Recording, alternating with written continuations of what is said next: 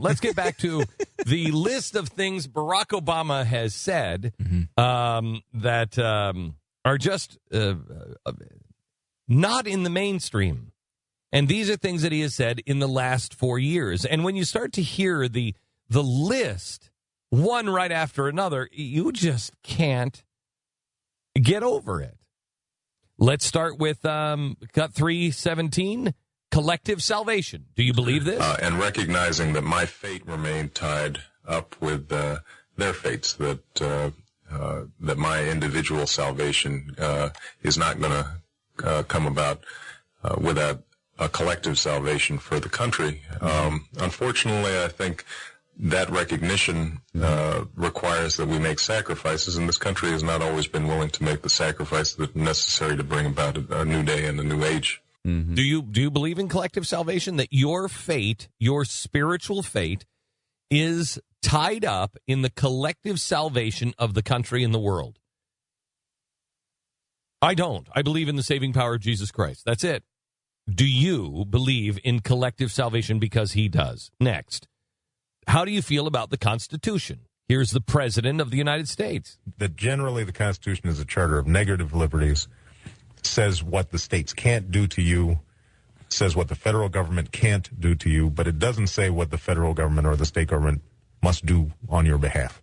And that hasn't shifted. And one of the, I think, the tragedies of the civil rights movement was because the civil rights movement became so court-focused. I think that there was a tendency to lose track of the political and community organizing and activities on the ground that are able to put together the actual coalitions of power through which you bring about redistributive change.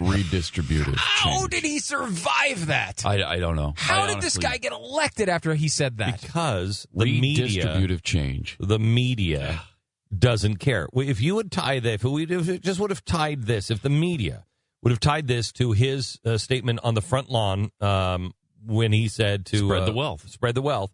If you would have said, well, wait a minute, here's the professor talking about redistributive change, and he talks about the Constitution. He absolutely is about redistributing the wealth. And then you tie those two things to the fact that his mentor was a communist. Right.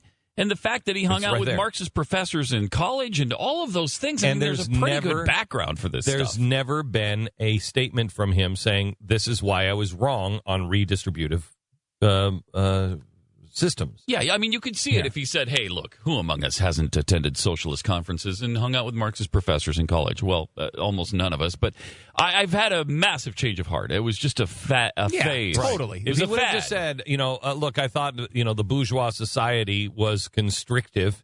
Yeah. And now I understand that capitalism is not. It's freeing. Yeah. And you can forgive and forget and say, good, now he can really be the guy who really can sell this, but he doesn't. Yeah, you excuse this sort of activity in college. This is him speaking later on as a scholar. Right. Yeah. He's on there doing it. This next clip is the same way. He really is outlining his legitimate philosophy. He says he's a constitutional scholar. So here he is on the Constitution and founding documents. But I think it is an imperfect document, and I think it is a document that reflects some deep flaws in American culture, the colonial culture nascent at that time. African Americans were not. First of all, they weren't African Americans. The Africans at the time were not considered as part of the polity that was of concern to the framers. I think that, as Richard said, it was a nagging problem in the same way that these days we might think of environmental issues or some other problem where you have to balance cost benefits as opposed to seeing it as a moral problem involving persons of moral worth. And you know what? Who the founders were? The founders were then, in that scenario, the founders were Al Gore.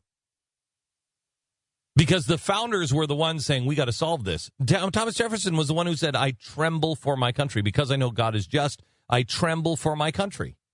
Ben Franklin was called a crazy old coot because he was an abolitionist. If you want to compare slavery and say, well, if we want to put it in today's terms, it's kind of like environmentalism where we have to do a cost analysis, et cetera, et cetera. But there were those who were out there fighting it at the time. There were those who were the Al Gores, and it was our leaders, many of the guys who are on our money, the guys that they always just say are rich white people, they were the ones that were fighting it. That's a great parallel, because people like, a lot of the founders, they were against slavery in their minds, but they didn't know how to make it happen politically. And that's what someone like Al Gore, who is Mr. Environmental guy, but has never really gotten anything done. Wait, beyond that, he's Mr. Environmental guy, and yet he's flying in a private jet. Yeah. And then it's the same thing. That's exactly right. It's the same thing. These guys were against it, but owned slaves, some of them. Yes. Yeah. Yes. One of the things that David Barton is going to talk about tonight that he is under fire for, and friendly fire, if you can call it that, he's under fire for his book, Jefferson Lies, and he's trying to say Jefferson wanted to free his slaves, but there were laws on the books that he couldn't do it. And all of these professors are coming out and saying, well, Jefferson, he could have absolutely done it. All he had to do was pay a fine. Jefferson was broke. Anybody who knows anything about Jefferson, he spent a lot of money on books. He spent a lot of money on his housing, on his lifestyle, on his wines.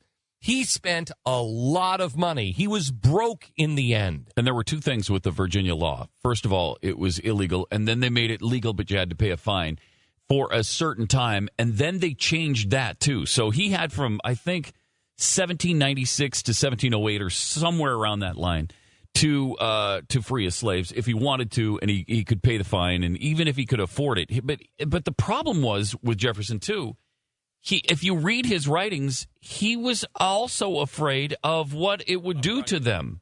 He was afraid he was afraid of... First of all, they were not educated. Right. He was afraid of abandoning them, and he was also afraid of an uprising. Yes. He was afraid, what happens if we release people and then they kill us all? He was trying to find a way to send everybody back. But he knew it was wrong. He was just trying to figure out the best way to do it, and he couldn't. He couldn't figure it out. It's exactly like Al Gore right now. Yeah.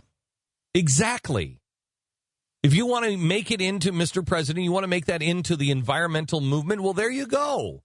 Explain Al Gore. Are you going to demonize Al Gore later? If he turns out to be right and we're all underwater in a flaming hot freezer, are you then going to... No, because it's global climate change. It's not warming anymore. No. It could be extraordinarily cold while burning.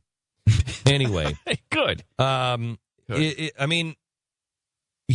president can't have it both ways.